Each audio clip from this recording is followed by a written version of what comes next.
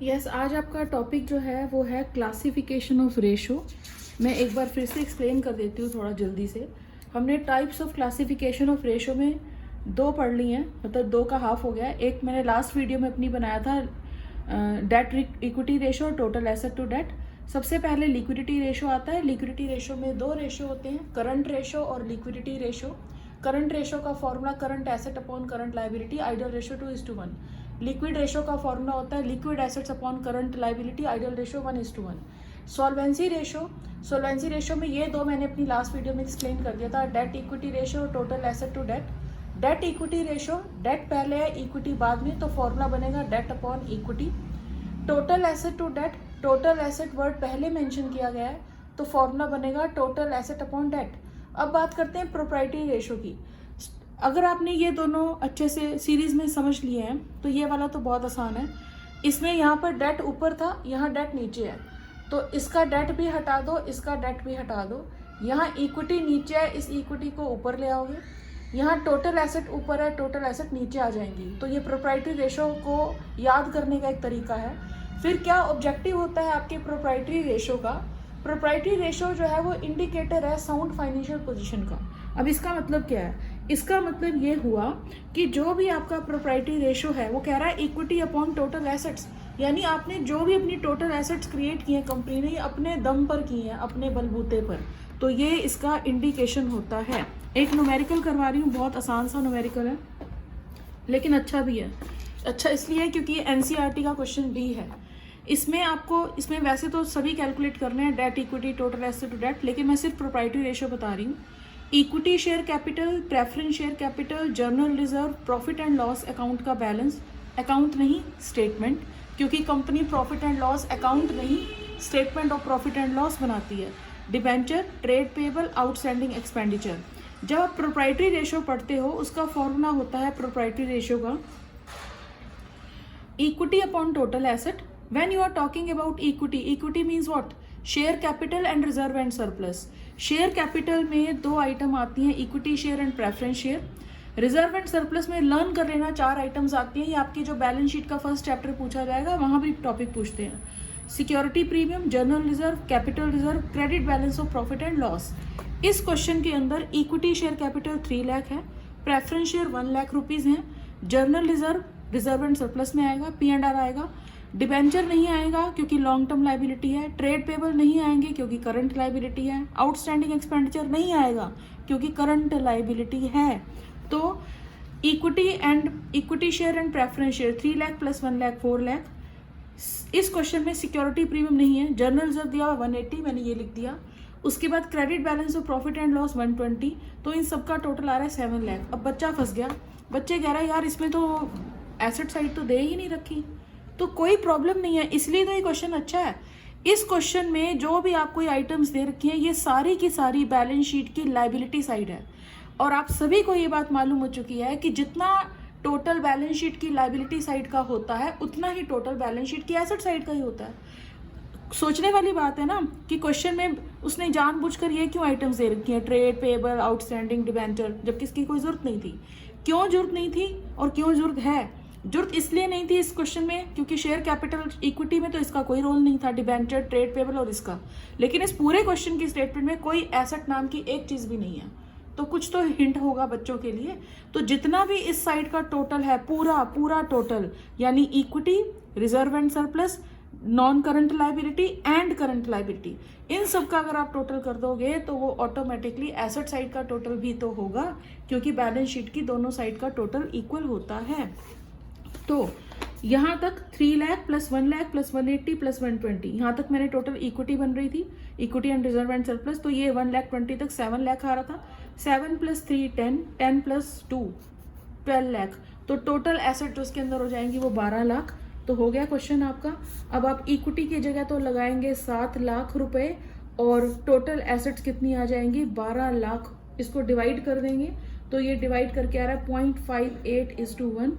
तो ये इसका आंसर है। एक और बहुत अच्छा क्वेश्चन जो सब बच्चों को एग्जाम के पॉइंट ऑफ व्यू से ज़रूर समझना चाहिए, ये मैं बुक में भी दिखा देती हूँ। ये CBSE सैम्पल पेपर 2020 का क्वेश्चन है। जो मेरे पास बुक है मैं DK गोयल फॉलो करती हूँ। अगर कोई स्टूडेंट पढ़ रहा होगा तो वो देख सकता है। क्वेश्चन नंबर 41 है, calculate proprietary ratio if the total asset to debt ratio. In this question total asset to debt ratio given है। तो total asset to debt ratio का फॉर्मूला होता है टोटल एसेट अपॉन डेट। यानी इस question के अंदर अगर 2 आपकी टोटल एसेट है तो 1 आपके डेट है। Debt is 5 lakh, equity share capital is 0.5 times of the debt. इस क्वेश्चन के अंदर बोल रहा है कि जो डिबेंचर्स हैं या लोन है वो 5 लाख रुपए का है और इक्विटी शेयर कैपिटल लोन की डिबेंचर की 0.5 टाइम्स है, इतना गुना है। Preference share capital 25% of equity share का है, ठीक है। और नेट प्रॉफिट बिफोर टैक्स, ये इंपॉर्टेंट है, net profit before tax 10 lakh है और टैक्स की रेट कितनी है 40%। स्टूडेंट्स को ये देखना चाहिए कि यहाँ बिफोर वर्ड मेंशन किया गया है कि आफ्टर, यानी ये 10 लाख का टैक्स, 10 लाख का जो प्रॉफिट है अभी हम लोगों ने, कंपनी ने इसके गवर्नमेंट को 40% का टैक्स नहीं पे किया है। अब इस क्वेश्चन को करना कैसे है, सबसे इंपॉर्टेंट बात, सबसे पहले बच्चों को फॉर्मूला लिखना चाहिए। फॉर्मूला क्या होता है, equity upon total assets. Equity का मतलब क्या है, शेयर होल्डर्स फंड, ठीक है। टोटल एसेट्स, इस क्वेश्चन के अंदर total asset to debt ratio given है, टोटल एसेट्स टू डेट। अब अगर मैं टोटल एसेट्स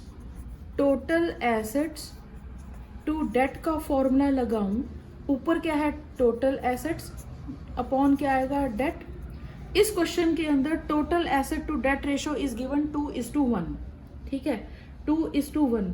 तो क्या आप लोग, इस 2:1 का मतलब क्या होता है, 2/1, यानी एसेट्स अगर 2 हैं तो डेट कितने हैं, 1 है। और हमें इस क्वेश्चन में डेट जो है वो अमाउंट में भी दे रखे हैं 5 लाख रुपए के। तो क्या आप इस एक्स की वैल्यू कैलकुलेट नहीं कर सकते हो? इस एक्स की वैल्यू का मतलब क्या है, ये तो डेट हो गए, तो ऊपर क्या आएगी टोटल एसेट्स। यानी फिर से देख लो, हमारा फॉर्मूला है total assets upon debt. Total assets 2:1, ratio given है 2:1, यानी टोटल एसेट्स 2 हैं और डेट कितने हैं 1, तो इससे तो कुछ नहीं होगा ना। लेकिन इस क्वेश्चन में हमें 5 लाख रुपयों में डिबेंचर की वैल्यू दे रखी है, तो मैंने इसकी जगह 5 लाख लगा दिया।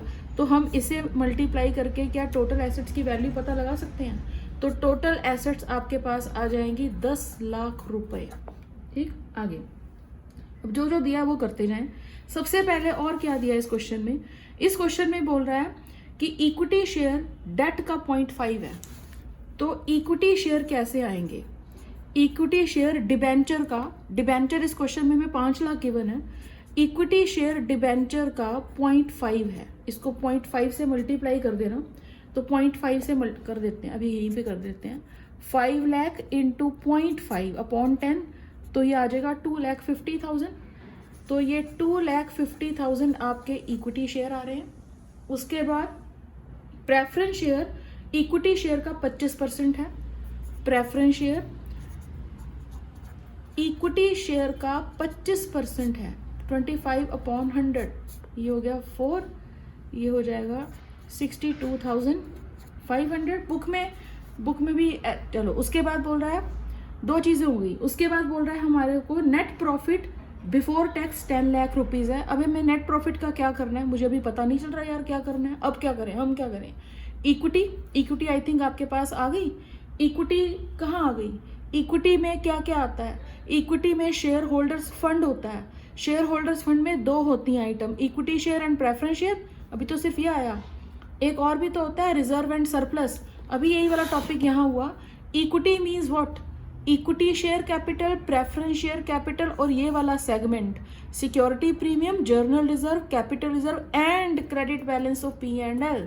अब इस क्वेश्चन के अंदर हमें ना तो सिक्योरिटी प्रीमियम रिजर्व है, ना जर्नल रिजर्व है, ना कैपिटल रिजर्व है। एक हिंट तो है प्रॉफिट, और प्रॉफिट कितना है 10 लाख रुपए। तो प्रॉफिट को भी आपको लेना पड़ेगा। तो इक्विटी कैसे बनेगी, 5 लाख के आपके पास हैं इक्विटी शेयर प्लस 62,500 के preference share plus 10 lakh rupees के आपके पास क्या आ रहा है, प्रॉफिट एंड लॉस का बैलेंस। अब फिर देखो, क्या वाकई 10 लाख लिखना है, नहीं, आपको यही तो सिखाना है क्वेश्चन के अंदर, इसलिए तो ये क्वेश्चन इंपॉर्टेंट है। प्रॉफिट जब आप equity share holders fund calculate कर रहे हो आपको, आप माने कौन, अच्छा चलो आप कंपनी हो, मैं शेयर होल्डर हूँ, तो यानी शेयर होल्डर्स को जब एक कंपनी डिविडेंड देती है वो टैक्स काट कर देती है, तो 10 लाख का प्रॉफिट तो भी बिफोर टैक्स है।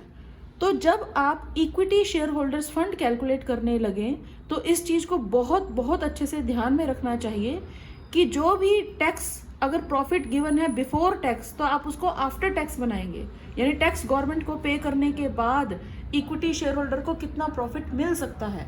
तो इस क्वेश्चन के अंदर 40% टैक्स की रेट है, तो 10 लाख रुपए का 40% 4 लाख रुपए, तो बचा कितना 6 लाख रुपीज।